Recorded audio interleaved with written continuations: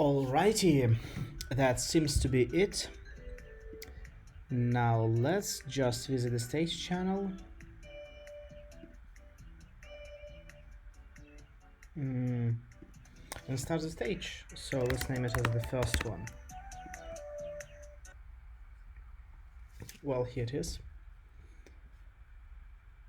Alright, so the most interesting thing about it is that despite we're having almost 3,000 members in our Discord server, we just have a couple people online. I mean, if you would look that, we have only one content creator, none chatters, 42 members. That would be around 50 people online, despite having an activity of over, despite having almost 3,000 members at this point. This is my first time doing the stage channel event. I will then publish the recording I will publish it on my website, as it is our first one, just practicing looking at the features, how they're doing that, and etc. Alright, I also need to combine the voice recording I have and the audio I'll be having. I mean the audio and the screen recording itself. Anyway, even if no one's listening, it still will be part of my future portfolio. And yeah, that's it. Someone is eating. Right. Now, as I mentioned earlier, I think we should be discussing some politics that we have. And in particular, I want to be discussing the thing about that Suno, if I'm not mistaken, the German guy was saying earlier about all the investments that are being put. Samuel, my bad. Suno is the music AI, artificial intelligence that you are using to make music. Right. So I just wanna read what that guy was basically typing, because we have a lot of going stuff with regard to Ukraine and Russia, and in particular it is about, actually, you know what, let me share my screen, because it will be pretty boring to do that. Let me just do that. So that would be entire screen. Entire screen. Now let's say, for example, we are going to have 1.4K quality and frame rate of 60. Yeah, that should be it. And yeah, we're sharing screen to make it more entertaining. It looks wonderful. Thankfully, our server is at level 3, which allows it to have the highest quality audio, 300 video stage seats and more. Well, that's interesting. And HD streaming as well. Who do we have among the listeners? How do I check it? Anyway, alright. Here goes my portfolio. Now, from this guy, what we're saying, because we're having a lot of interesting stuff. Oh man, let's put it here. Right, just basic hi. Why do we have the text itself?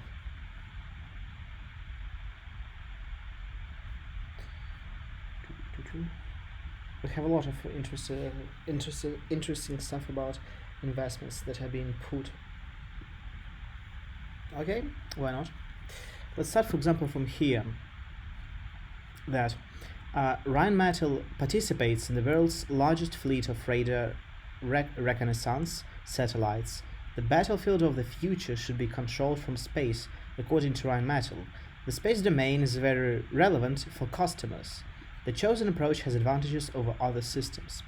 Well, I would say I'm saying that I'm in green with this one for a number of reasons. Let's say that, first of all, Rheinmetall is one of the biggest weaponry companies there are. They are supplying Ukraine with a lot of air defense system, with a lot of metals, and as a matter of fact, they want to be building their factory in Ukraine in some close future. So these guys are pretty good. I mean, good is in terms of business, because if there's some conflict going on, you of course will be investing a lot of money into this business enterprise. So let's start with the whole idea of using space as an area where we can base our weapons to be used in the future warfare. Now, it has to be mentioned that I'm speaking without any script right now, so what I'm saying is all about improvising, all about, well, improvising in terms of using, your own general knowledge, just any logic you have, reasonable sanity, let's put it that way, to make fair adjustments. So, using space, we know space is an area that is open to anything. It's above the Earth in the atmosphere, and there have been some news regarding from Russia that Russia wants to place nuclear weapons in space. Let's see if we can find that. So, Russian. Oh no, just don't restart. Russia to place weapons in space. Russia denies US charge that it puts anti-satellite weapon. Yeah, so there have been a number of talks that Russia wants to place their nuclear weapons, especially in the space, and it's very beneficial from the military perspective, because currently space is something that we're not really invested in. We of course we have various spaceships and etc. We have all these satellites in the space, for example the Elon Musk's SpaceX system that is, well, used worldwide. As a matter of fact, Starlink, that is done by Elon Musk, I also used not only to provide general, data services to people all around the world, but they also used in the military, because incredible speed, also very safe, and relatively low costs are allowing Starlink to be effective on the battlefield. I've also heard that Elon Musk is planning to make a contract with the Pentagon to share the technology. And despite that, they're still having tough relationships, because they have, let's say, varying interests, how they want to want to use. Starlink, Elon Musk. Let's just open that, see you get an idea what it is. Yeah, just basically these things that I used on the battlefield. You can see we have some protection here that is used to imitate the grass. Now, when it comes to space and nuclear weapons, space is generally unprotected. It is way above. No air defense system can defend space. So if there was some weapon in the outer space that would launch a rocket to hit some country on the land, there would be virtually no weapon that could stop it, because you can regard the speed of the rocket, the amount of explosives it carries. Of course, we can mention that perhaps if you would launch 100 rockets, even a single one of them would eventually hit that, let's say, missile. But nonetheless, it would be costly for the country. So here goes the economic background, the economic sanity of using the nowadays popular systems of air defense to protect from the danger in the outer space. So this idea of using space to place weapons has been recently popular, so Rheinmetall is not the exception here. Russia, United States of America, they are all discussing about placing their weapons in the outer space, especially when it comes to radar. It's known that China is currently developing one of their such projects to be doing that. Well, we got 4 or 5 people already. That's at least something. We've got to do more of these events, but it's still going to depend how popular these are going to be. The space domain is very relevant for customs. The chosen approach has advantages over other systems. Has advantages and is very relevant for customers. Here, I would like to highlight the word customers, because it is important that military is all about customers. For example, when the military conflict in Ukraine has started, we've seen the stocks, the shares on the public market for some of the military companies just skyrocket on prices. Which company makes HIMARS? I forgot. HIMARS. Oh Jesus. Which company make HIMARS?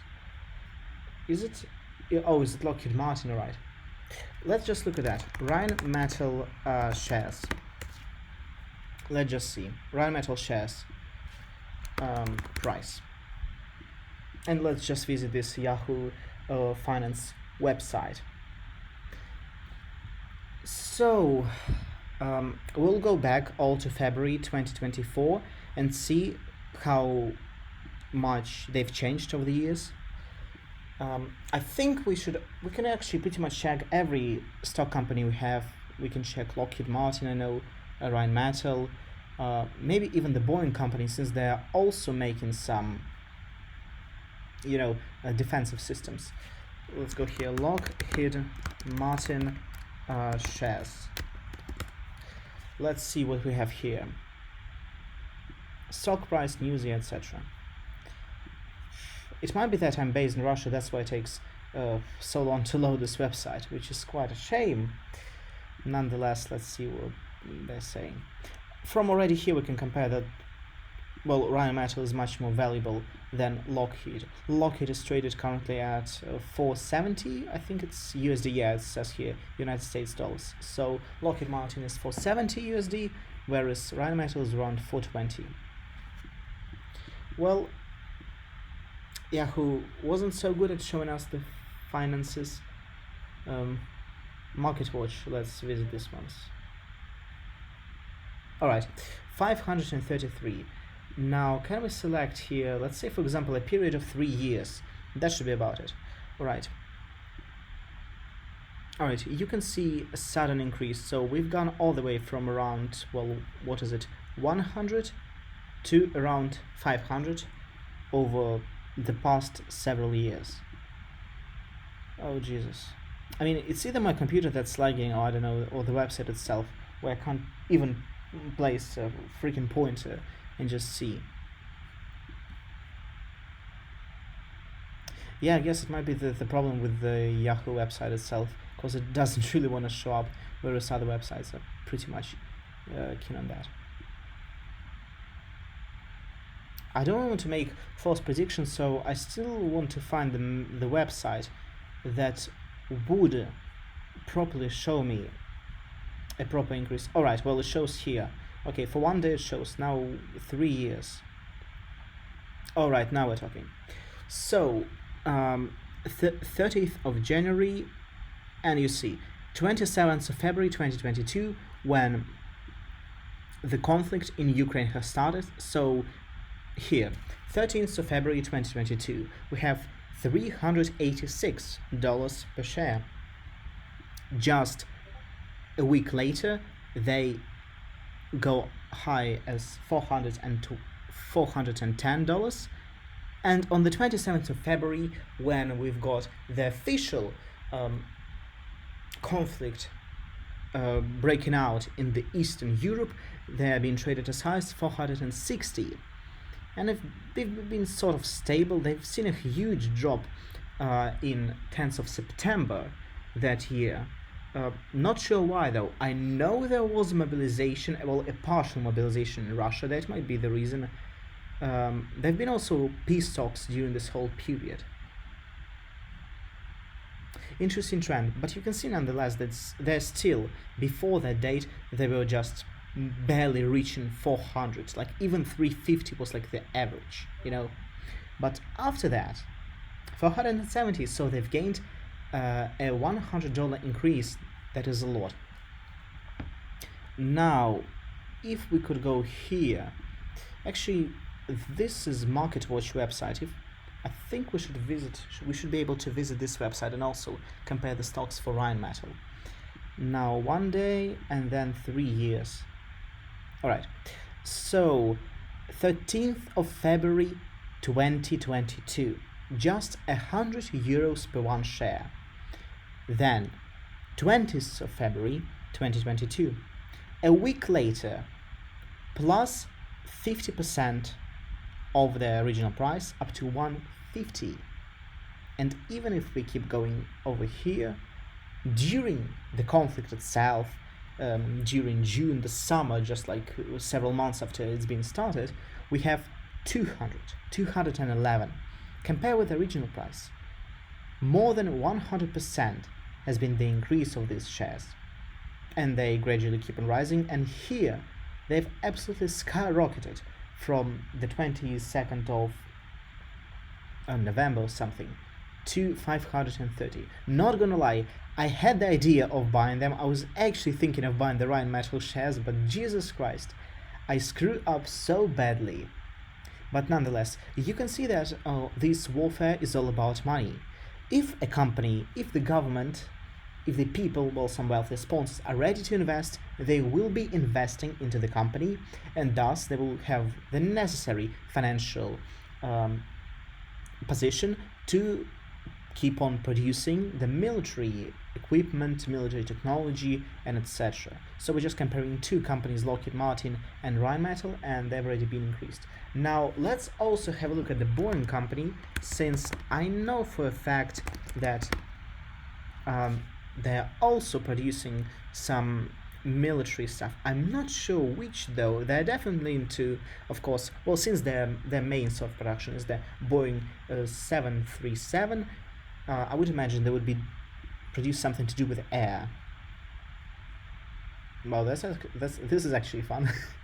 You know, okay, when it comes to Boeing company, this company has a very interesting chart, because now it seems to be less profitable than it's been 3 years ago. I mean, regarding the recent situation with the Boeing whistleblowers, how they're called, because like 2 whistle Boeings are already dead, as you know it. They've been killed. One died of some cardiac attack, the other was, well, at something poisonous, let's put it that way, if I'm not mistaken. Yeah. Yeah, I mean, I'm laughing. I really shouldn't be laughing, but this is just tense situation when you got memes in the internet that Hitman is the new employee of the month at Boeing company. But you can see the situation hasn't been good for Boeing. It still isn't loading properly, but we can assume that maybe this period was, yeah, maybe like somewhere over here was when the, let's say, the conflict in the East Ukraine has started, so that's where they've been rising over. But after the whistleblower situation was discovered, they all went to ruins. Nonetheless, you can see that people are very much interested in the military. It's a good thing for business, very profitable if you're the government, because, you know, as it says that major companies are selling weapons. These weapons are being tested on the battlefields in the Eastern Europe, and then you get all the data collected. You are basically selling the data to the government, to those manufacturing corporations, and those corporations are starting to improve their weaponry over the collected data.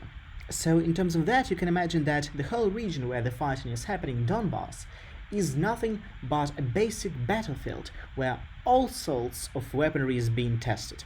Because you got the American HIMARS, American Abraham tanks, you got the French rockets such as the Scalps, the long-range ones I think they're called. Let's have a look. French missile Scalp. Oh, Storm Shadow. Basically the same thing. Yeah, these ones. You got lots of stuff. Because we also know that the Ukrainian armed forces have used cluster bombs in Donbas region, which is also interesting from the military perspective, since cluster bombs are effectively banned by the Geneva Convention, if I'm not mistaken, because they're extremely dangerous to people and to the environment. Cluster bombs may not like as they're dangerous, but they are very much are. Basically what happens that you got this giant bomb that's opening up before hitting the ground, and then it lets out these small, how they're called, bomblets over here that explode on their own.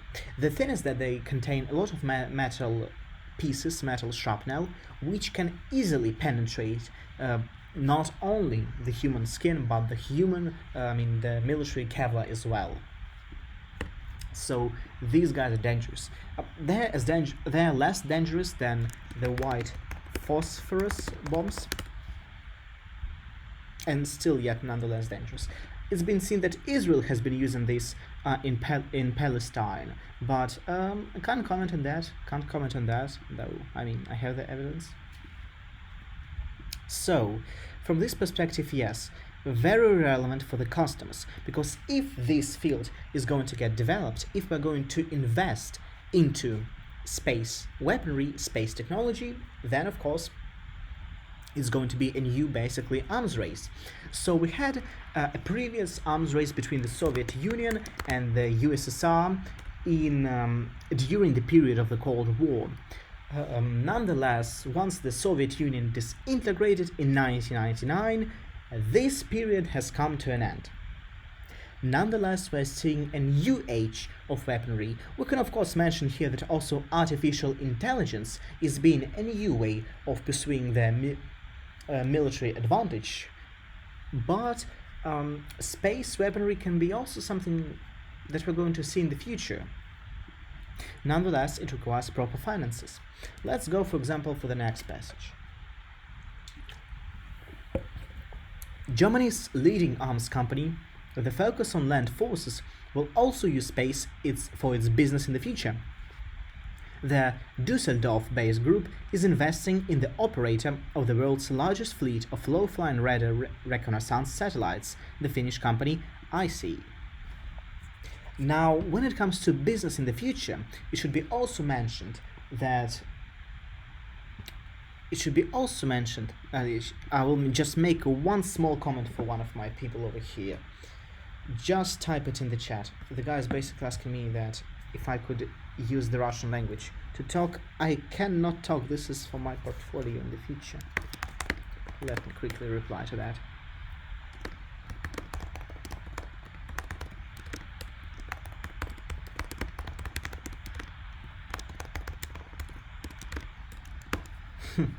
Alright, now let's go, this one.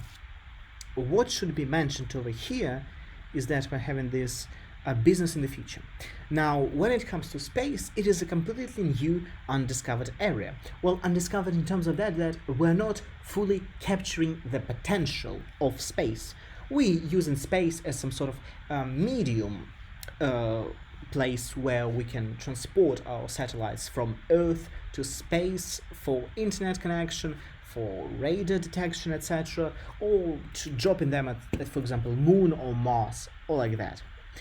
What should be mentioned that there have been many suggestions that space can be used as a form of transportation. Let me give an example. Let's say we're having a colony on Mars. Someone has got to transport the materials to build this colony. Now, the thing is, how are you going to build such a massive structure on another planet? So, major companies like, for example, SpaceX are going to become the absolute giants in this field that are going to transport all the materials, all the technology that's later going to be used here. For example, let's look at this picture. On this pic, we can see something white. Let's, for example, call it some some sort of metal. Here, some panels. They can be like they're orange. They might be copper, or it might be some heavily tinted glass. Who is going to transport all of that? Who is going to transport the paint to display this number 3 on the side of this room facility? And it's going to be companies like SpaceX. So people are going to be very much interested in huge corporations such as SpaceX or NASA at transporting the materials which are later going to be used to construct such big cities. So space is virtually another land surface basically that's going to be used for transportation in the future once the humans will be able to seize their ability and keep constructing the companies in the outer space. So from this perspective, the business in the future is absolutely variable. Now, I'm not really a physicist, but we can also mention that there is such a thing as wormholes in space. I'm going to quickly explain the theory that works here. Now, we can mention, let's say for example, you need to get from point A to point B. This is point A over here, and this is point B. Usually, what you would do is you would go from point E to all the way to point B. Just like that. However, the scientists are saying that there are such things as wormholes. Wormholes is this thing you can see over here. This cylindrical tube basically allows you to go from point A to point B. So instead of going from all the way to this route, in this giant semicircle, you can quickly drop off here. This saves you a lot of time. If we're talking about space, it's primarily talking about long distances. These wormholes allow you to cut the distance you need to travel just by times, and that is very efficient, very beneficial for technology and space transportation.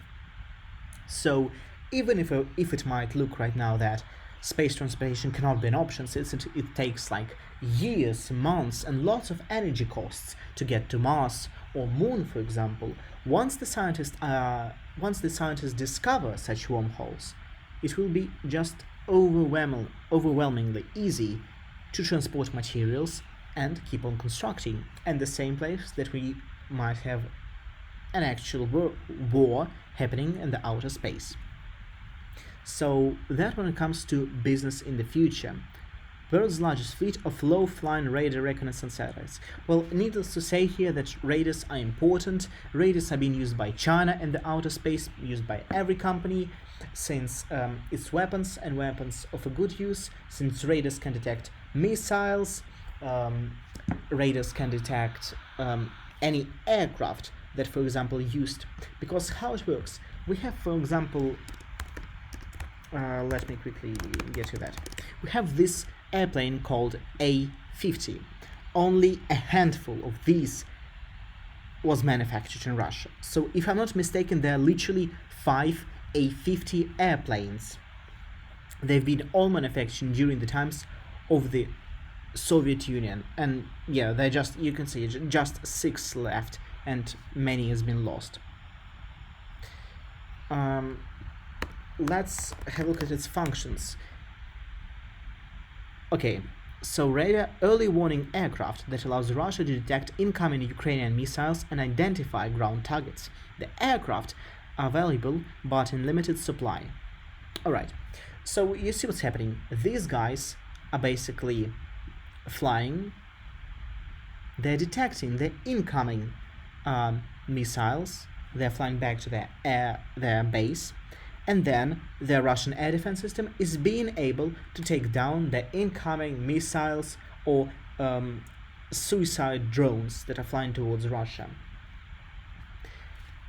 If we are able to have weaponry in the outer space, such as these radars, then we're essentially able to detect the approach of these airplanes and to hit them before they're able to, for example, to get back to their airbase. And because these guys are so expensive, let's have a look how much they cost. Because they more than 300 million. And unit cost of the aircraft is more than $300 million.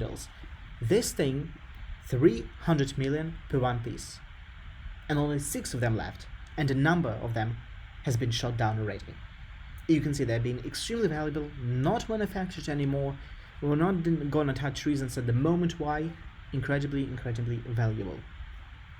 So using space to take down these guys, and not only them but any other technology, is a part of economic war. For example, let's look at this. we have Hamas rocket over here. As we know, there have been a number of accounts that Hamas rockets are being made out of water pipes. I mean, how simple can it be? You're taking a basic water pipe, breaking it down, filling it with explosives, and you get this bad boy. Fire it from this sort of station, and boom, it goes there. Now, it should be mentioned the price difference.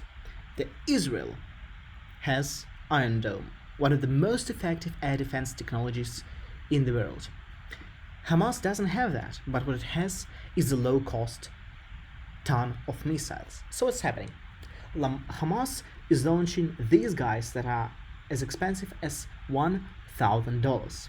In response, Israel has to fire a missile that is as expensive as $100,000. That is 100 times difference. That is a lot. So it's happening that if Hamas fires 10 of these bad boys, it's as expensive as $10,000. $10,000, I don't know, it's like some cheap BMW.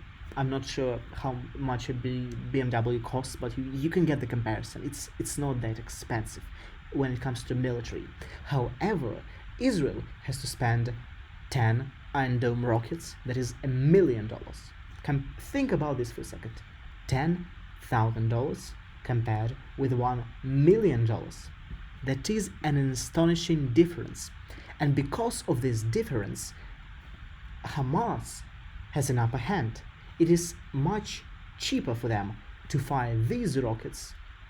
So Israel would have to use very expensive these rockets. And of course, Iron Dome rockets are limited because they're so expensive. Whereas these guys are cheaply produced, limited range, and only 90% of them shot down by Iron Dome, so 10% are still hitting the designated target. And this, in my opinion, is the beauty of modern warfare. One side can be using cheap drones, the other can be using expensive. The same actually goes for the Iranian Shaheeds. As we know, Shaheeds, yeah. Shaheed is a self-destructible drone. These guys are very, very cheap. They've been hugely used by Russia, just to an unimaginable amount of times they've been used. These guys, again, are very cheap. Let's see, Iranian Shaheed price, just as a comparison. Do we have any data here? Because these guys are like Hamas rockets. Alright, well, actually, I didn't know this. It says that Russia to pay 375,000 per Shaheed. Okay, this is actually a much better price, because third of a million is, I think this is not really correct. This cannot be correct. This one looks much a better thing. Between $20,000 and $50,000 for one Shaheed. That is still a lot, But let's have a look at this, for example. A price of a HIMARS rocket. Again, I'm not sure how to pronounce that. HIMARS, not a single clue. Domestic cost, 3.5 million per one. Is it about the launch itself? Let's actually have a little read here. How much does it cost? Domestic cost. Okay, the launcher plus carrier is $3.5 million.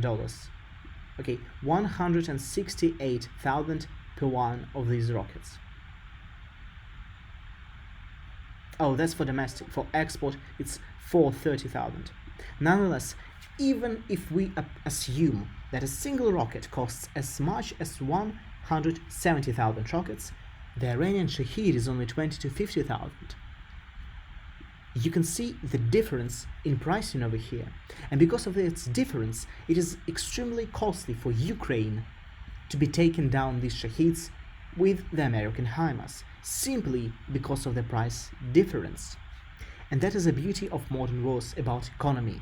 It's all about economy. If your economy is strong, if you're a strong economic country like China, USA, or Russia, you're going to easily withstand, well, not easily, but you are going to withstand such economic pressure from all the warfare, all the weaponry that's being used to attack you.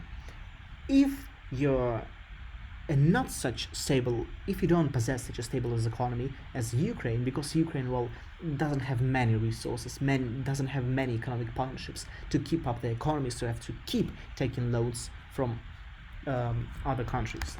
Ukraine loans, let's just look on that. Not lands, we're not coming for that yet. Loans. Ukraine loans, I just want to see. But actually we can say Ukraine foreign aid, to use a more professional term. The countries pulling their weight in Ukraine aid. How recent is this? It's from, okay, it's actually counted in GDP, but nonetheless still good. This data is very old, since it is only in October 23. This data was relevant a year and a half ago. Nonetheless, you can see the US is already at $44 billion, Germany is at $17 billion, and all these countries combined can easily sum up to $25 billion. So this is about economy. It can be very economically heavy for you to keep up with the modern warfare. So what you have to do is you have to rely on foreign aid and foreign partners that will keep helping you with your economy. Let's move on to the next passage.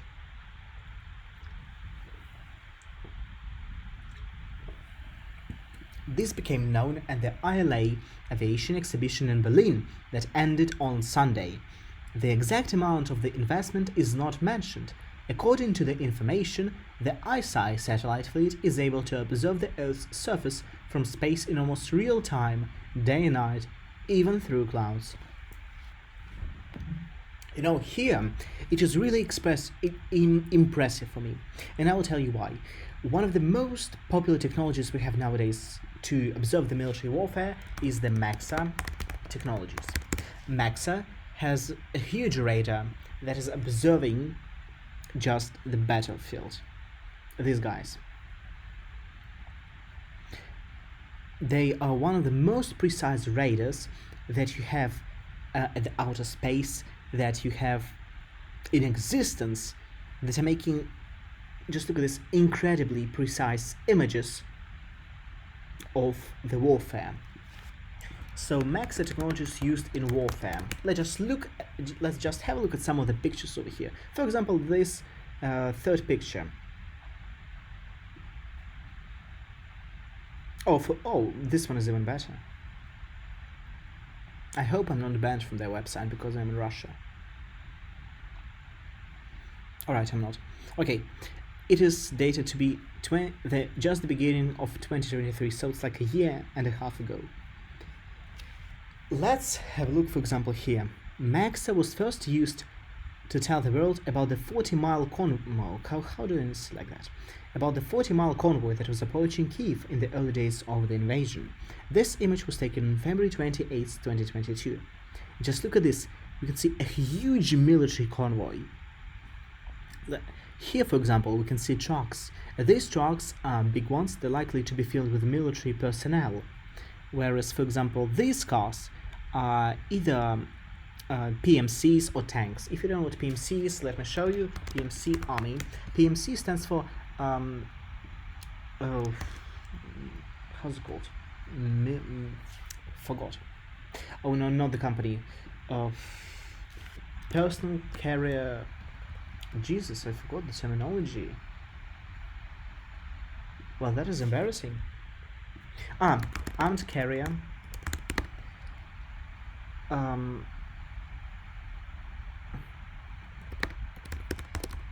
ACP, I think they're called. Jesus, I forgot what. Wait a second. I gotta find this. Military protected cars with personnel. We actually say vehicles. Jesus, well, okay, we'll get back to that later. These can be tanks or lightly equipped vehicles, and these can be heavy trucks that are carrying a lot of military personnel or any weapons you might have. Also, some of the fuel, oil or maybe natural gas if it's used, can be transported here. And as a matter of fact, we can even see the tracks that are left by the tanks on this field. And that's been done from the outer space. Key moments captured by Max's constellation. You can see this technology is incredibly impressive to be used in warfare. The unimaginable amount of detail we can see. We can see that one airplane here, the other here. This is likely to be some, I don't know, like a tourist airplane, like Boeing or something. This can be just to be used by a single person, a private jet, bombings, fire coming. Here we can again see some paths. We can see some holes in the ground, like over here, for example, over here or over here, where likely a bomb struck the ground. Incredibly precise. Incredibly. And that's why this technology is so needed, because one of the major problems that most of the companies are facing is that their lenses cannot penetrate the clouds. However, we're seeing that in almost real time, day and night. Well, this is not new. Day and night, not really a new thing. Real time, again, not something new, but even through clouds is impressive. Modern technologies, very few modern technologies have the capabilities to penetrate the clouds to observe the battlefield in real time. But if that company will be able to do so, it's going to be a real advantage.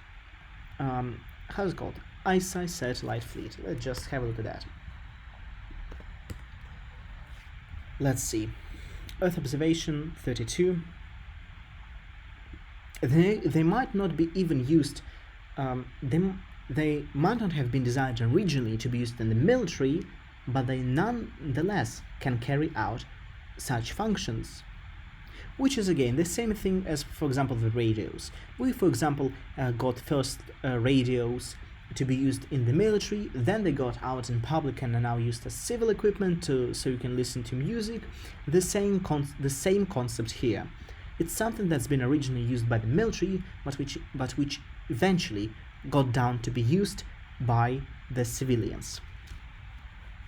Noa Argamani has given the first insight into her 246, I think it's something different, yeah, day captivity. She narrowly escaped death 4 times. She was rarely allowed to shower. The family that held her still claimed that she should be happy. Oh, it's about the Israeli hostages. Alright, now we're moving from Ukraine, Russia to Israel and Palestine. Freed Hamas hostage Noa Argamani has said in a moving report that she narrowly escaped death 4 times while in captivity. The 26-year-old experienced her first life-threatening situation when she was kidnapped in October the 7th at the Supernova Festival. Videos on social media showed Argamani sitting on a motorcycle and desperately pleading for help. There were images that caused consternation around the world. The second situation occurred when she arrived in Gaza. When a mob wanted to lynch the hostages, she told the Israeli broadcaster Channel 13. The third moment to danger in her life was a rocket attack by the Israeli Air Force, and the fourth moment was during the operation that ultimately led to her rescue. I saw the rocket enter the house when I was sure I was going to die. Argamani told her family members about the operation. I thought it was it, but I stayed alive, reports the Jerusalem Post newspaper. This is actually an interesting bit of information, and I'm going to present to you why it is so. Okay, for example, Israel rescue operation for hostages. There's been much controversy to this issue, and namely to the details that apparently over 250 Palestinians were killed during this rescue. As far as I remember, the girl here on the right is Noa Argamani herself. There's been also some Russian guy actually. Yeah, there's been a guy that's Russian. I think this guy is Russian actually, because I've seen some reports, some news that he's actually Russian, but he's also like a dual citizenship. He's both the Russian and the Israeli citizenship. What is interesting that, again, I'm in no power to properly judge this issue. I'm in no power to, say who is right or wrong here. What I am capable of is to say that I've seen some reports that it's still very um, undetermined why Hamas would keep just a refugee camp and their hostages at the same place. Like, if you got 4 hostages that you're gonna trade, you are not going to keep them alongside the refugee camp because it just seems weird. You're basically using the refugees in that camp to protect the hostages. You're relying that they're going to act some sort of as a shield made of humans, if you know what I mean. If you're not really sure what I mean, I can give you an example that we had, for example, will the Google show it? Military base at the hospital. Can it show?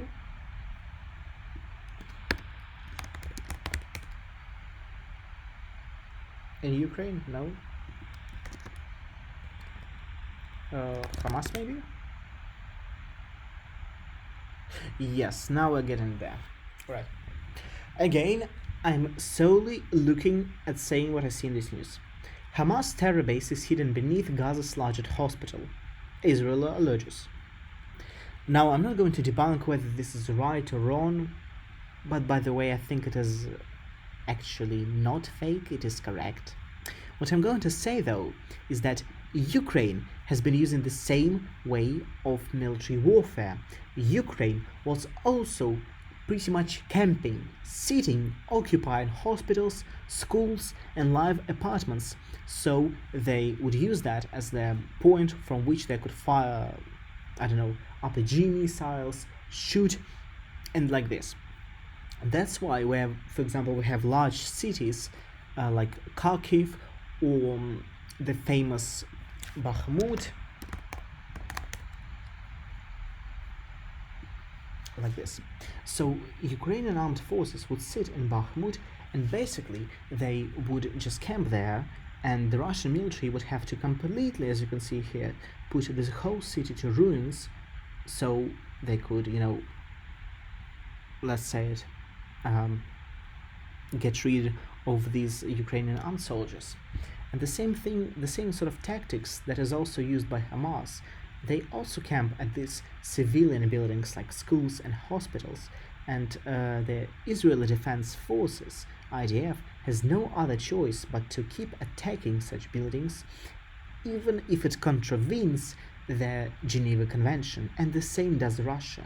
Russia has also to keep shelling, bombarding structures like these, because as you can see on this pic, these people are forced basically to fight in this surrounding civilian area. And if the enemy is choosing to be inside these apartments, hospitals, schools, and other civilian infrastructures, there is no other choice but to keep striking them so you can get the enemy out and take over the city. It is quite a common strategy. There is nothing new here in this particular matter, and that's why it's the same situation why this Noah Argamani would be kept in the refugee camp. So the Israeli Defense Forces had to be really careful. They could be easily, captured or hit in the back while carrying out their rescue operation. So they were essentially forced to, use quite harsh and strict, severe methods to rescue their hostages, which they all have the rights to rescue them. Let's also look at this. Argamani also said that she had been held for a while together with the other 2 hostages, Yossi Sharabi and Itai Shvirsky. The Israeli Defense Force confirmed in February that Yossi Sharabi was apparently killed in an airstrike near the building where he was being held. I've actually seen the news and seen the photos. Itai Shvirsky was murdered by Hamas terrorists a few days later. The 26-year-old said she was moved between different apartments several times during her captivity and was not kept in tunnels. She was rarely allowed to go out into the fresh air, and when she was, She was only allowed to dress as an Arab woman. Showering was also rarely possible during her captivity with the terrorist organization Hamas. She had to repeatedly ask the family who held her to do so. However, food was provided to her. Argamani reported that she learned some Arabic from her guards and spoke to them in Arabic. The father of the family told her that she was blessed by God to be taken in by his family. The Israeli newspaper Israel Hayom reports that the house from which the 26-year-old was rescued belonged to a journalist who worked as a cameraman and photographer for the Qatari-financed TV channel Al Jazeera. He and his family were killed during the liberation. That is unfortunate, to be honest. However, official bodies such as the Israeli army have not confirmed this. So far, it's only been said that the hostages were being held captive by civilians. Argamani has not been able to see her mother again, who is suffering from terminal cancer. Argamani is one of the 4 hostages who were freed by the Israeli army on Saturday. Some details are already known about her captivity. Andrei Kusulov told Israeli media that he kept a diary throughout his captivity. Every day he added a line or two, including the word Padruk, Russian for gift. We'll come back to that later. Because every day is a gift. He added that he improved his Hebrew during this time. I started learning Hebrew exactly a year ago, so I had to have many opportunities to improve it with my friends. Okay, that was a long passage. Let me just take a sip.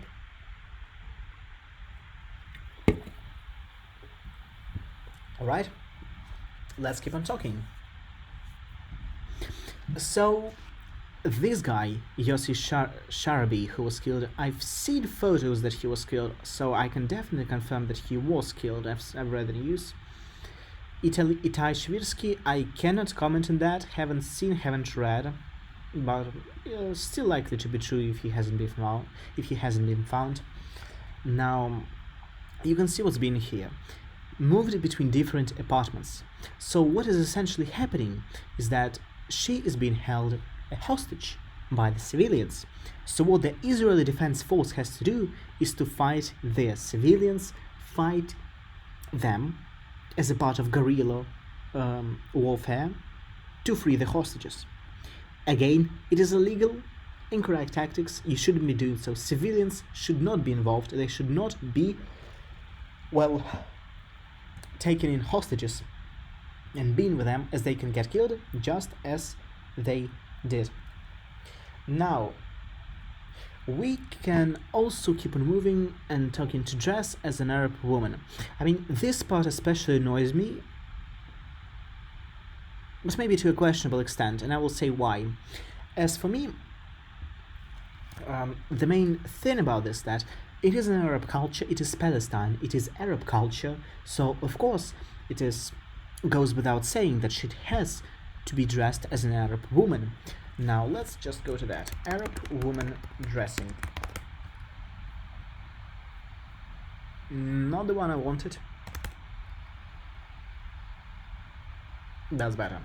So I would imagine that she would be wearing something like I would imagine her wearing something like here, the girl with the pink hijab and the black dress. I would imagine she would be wearing something like this, though I'm not saying she might as well worn something as this red dress, such as this niqab, or the type of hijab that covers her face. Might have been that. Might have been either niqab or hijab, honestly. I think the hijab, it's easier to do those. It's easier to wear those than niqabs. Nonetheless, can't comment on this part. On one hand, it is incorrect that she's been forced to accept another people's culture. On the other hand, she was a hostage in the hands of civilians, so there wasn't much that he could do. I can't believe we have as much as 5 people. Let's actually go here. Can I see how many people we got? Why can't I see the number of people we're having? Show requests. Oh, I will actually approve of this. We'll just finish this passage I'm talking about and I will approve of this. We're having such a nice server. That's wonderful. Alright.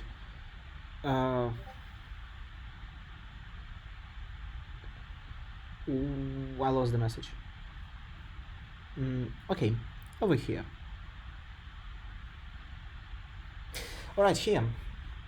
Now, again, we'll just finish reading this passage and I will let the guys speak in this chat.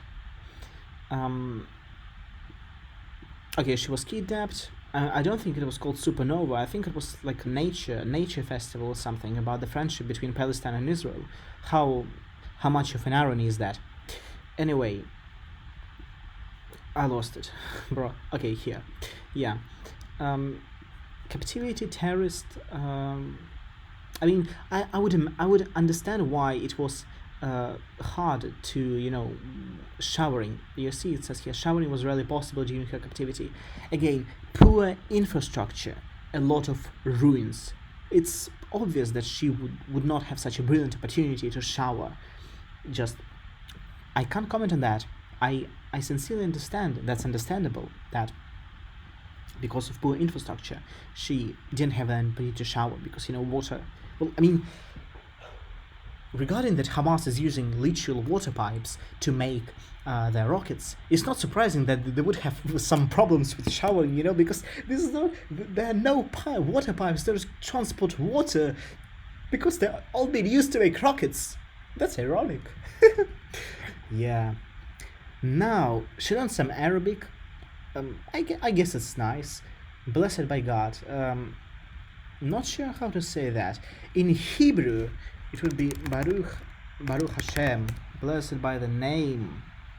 Yes, blessed by God, a similar thing. Almost. Now, okay, he worked as a cameraman and photographer for the Qatari-financed Al Jazeera. Now, Al Jazeera is an interesting organization. It's indeed funded by the Qatari government. They have a beautiful logo here that shows like as a water drop. They have, of course, been placed in Qatar. Qatar is an opponent to Saudi Arabia, to the United Arab Emirates, to Israel, of course. And, I've seen a lot of ISIS videos. They've had their Al Jazeera watermark on them. So, Qatar and ISIS might have some close relationships, regarding ISIS is fighting Saudi Arabia, United Arab Emirates, and definitely Israel. I'm not surprised why Qatar sort of sides with ISIS or such organizations. We can check for sure, but even if it's written in the internet, it doesn't mean it's true. So does Qatar support ISIS?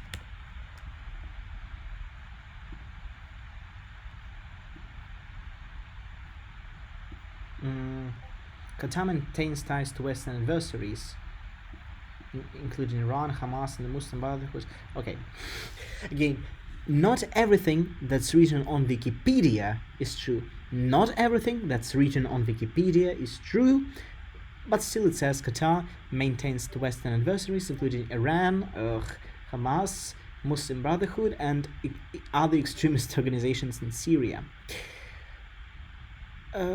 Yeah. Again, can't comment on that, but still, they have some close relationships. Ooh, someone asked me a question. Is it in chat?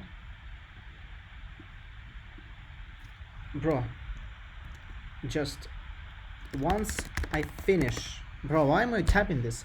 Once I finish, then yes. Just, bro, let me do it quickly. I will quickly finish it. Just like less than passage left. Again, this padruk, a Russian word for gift, not a single clue what is that. A gift would not be padruk in Russian. It would be like either podarak. Maybe it's meant to say podarak, because you can see like the Russian podarak and padruk have similar letters in them. That might be it.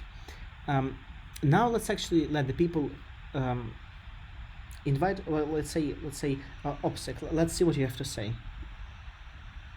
Let's see.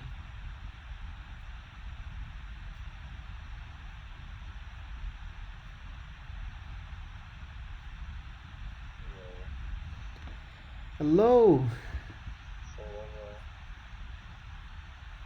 my English is not very good, and let's say That's okay.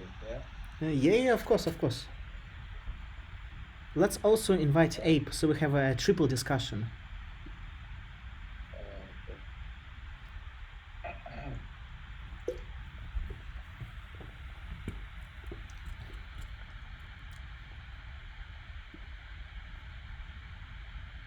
I've sent the invite. Just okay.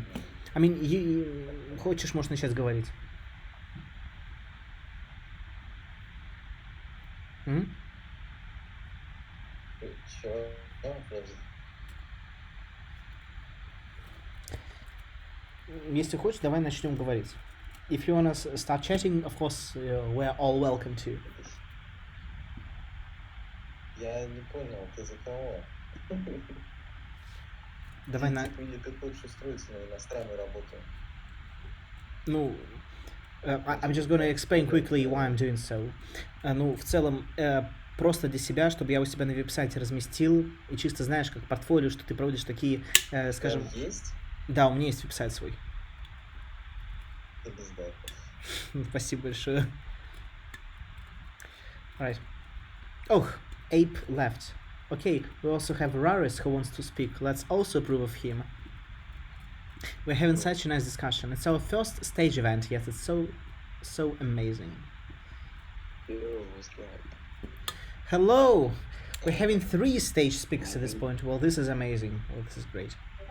Well, yeah, I'm from Romania. My accent is a little bit different. Now, I have a joke, dark humor joke. Dark humor joke? Yeah. What? Yeah. Yes. Ну, просто переведи, я немного тупой, я не знаю, что это значит dark humor. Ну, черный юмор. Tell me, why did the chicken cross the road? Why? Oh, fuck. Because she wants to that. No. Because your black ass chased her with a fry pan. Well, we're having Yeah, 4 can you stage just, speakers. This is amazing. This is great. Now, do you any of guys have any comments on what I was saying about Ukraine, Russia, Hamas, Palestine, about the military? Since we've been talking so much about politics and warfare, I thought that any of you might be interested in speaking on certain of these topics.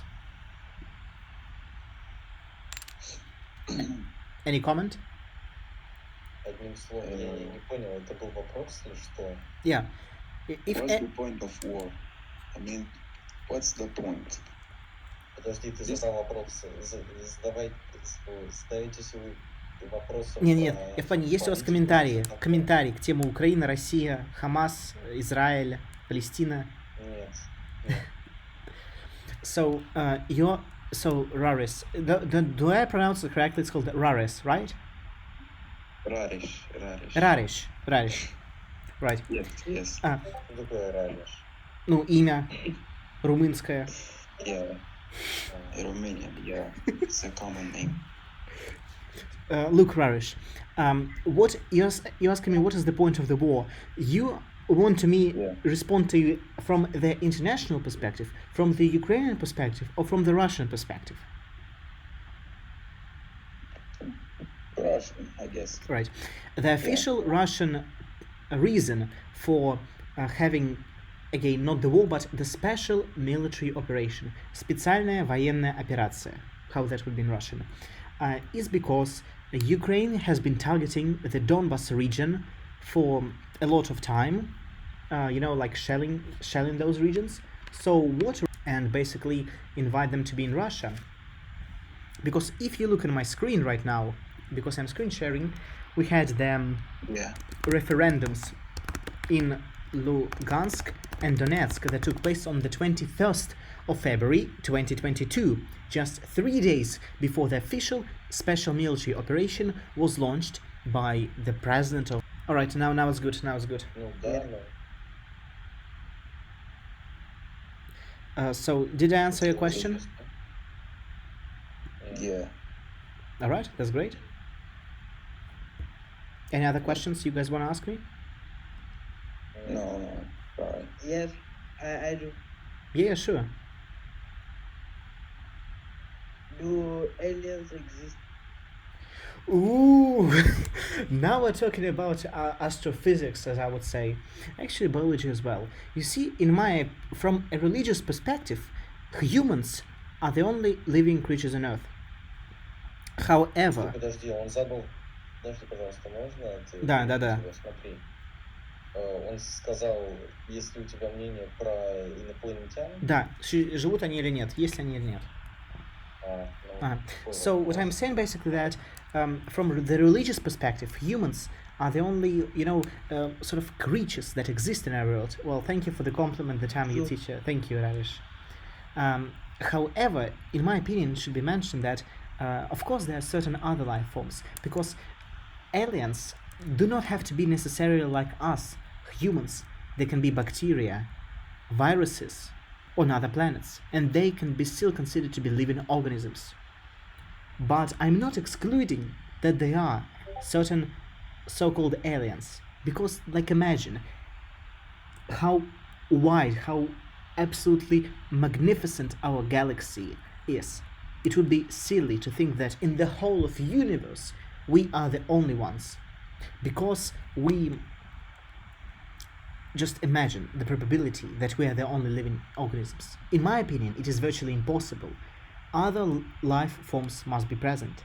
The key moment here is when we're going to discover them, because we cannot comprehend all the universe. So, you think aliens exist? Ape, you think aliens exist? Yes, bro. Yeah, you see, it's basic biology. Aliens should exist. So, any more questions?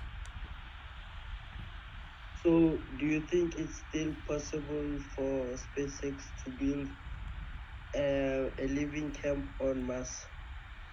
Yes, I think it is very much impossible. Because, well, first of all, we already have satellites that are on Mars. So, thinking about building like settlements on Mars is also quite possible. People will definitely achieve that. It is a matter of time. This year, or maybe in 2030, in 2040, in 2050, or next century. But I can assure you that in the next maybe 2 or 3 decades, we will definitely see the first structures be built on Mars. Once the humans start directing their resources into artificial intelligence and space technology, we will see a huge jump in the advancements. Because already just yesterday or before yesterday, I think before yesterday, SpaceX has launched their has done their fourth attempt at launching the rocket in the outer space. So it's only a matter of time when we're going to see the settlements. But in my opinion, it's definitely possible. It definitely will happen. We have almost 8 billion people populating our planet. That is a lot, and there are not many resources for everyone. So humans will have to colonize other planets. They will have to move to other planets because there's simply no resources. There will be no resources left on this planet that they could use for their technologies. Gold that is used in microchips is limited. Uranium that is used in nuclear energy is limited. Basic iron and steel are also limited, though steel is a combination. It's not the pure metal, it's a combination of iron and carbon, I think. Yeah. So yeah, we will colonize other planets. Mars definitely. Moon definitely. I can assure you that Mars and Moon will be colonized in the future. Other planets might be, but not sure. But Mars and Moon definitely. That's it. Did I answer your question? Yes. Thank you. So, any more questions, guys? Чего ты сказал? Подожди, ты сказал, полезен был ли в ответ или что? Ну, типа, да, did I answer your question? Типа, ответил ли я на твой вопрос? Yeah, yes, I think I got one more last question. Yeah, sure, we got time. Between the Israel and Palestine conflict, who is in the wrong? in the wrong? Yes, like who is wrong? You see, it's a complex question. On one hand, we can say, you see, it's a big topic to discuss. I would say my like quick and short answer that both Israel and Palestine are in the wrong. Israel has been undermining the rights of the Arabic population living in Palestine and in Israel itself, while the Palestinians have been just beasts, trying to sort of gain independence, when in reality their lands have been bought in decades ago, because the Jews originally paid the Arabs, the Palestinians living there, and they just bought the lands with money. So in theory, there should not have been any problem in Jews living there. But Palestinians realized that they've sold their lands and there are now lots of Jews there, so they weren't happy with that. So of course they decided to strike back. So both people are wrong, but I think Palestine is much more wrong than Israel is. Did I answer your question? Thank you. Yes. Thank you. So guys, I think any more questions, or are we done here? I think so. Right. Opsik, нормально, да? Да. Right, if you don't mind, I'm going to disconnect you and we're going to finish this, alright? Окей. Okay. Just, if I disconnect you, are you going... I can move to audience. I can move you to audience, right? Yeah. So I just got like 6% left on my computer, so I should be finishing this quickly. I don't want to end it all of a sudden. Yeah, let's just finish it. I'm going to stop streaming. It's going basically me talking about here. So thank you guys for visiting this first stage event we had. I've actually had lots of fun while doing that. Despite we have like only 3 people with a peak of 5 people in the audience, it's still been very enjoyable for me to do so, because it's nice to have such discussions, such broad discussions, from time to time.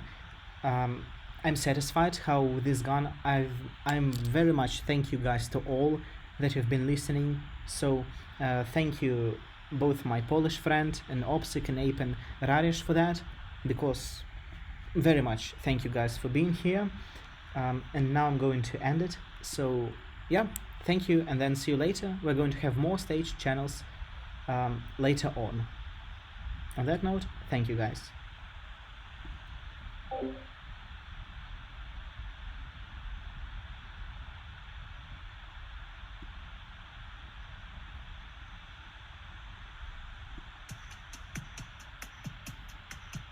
And that was our first staged event.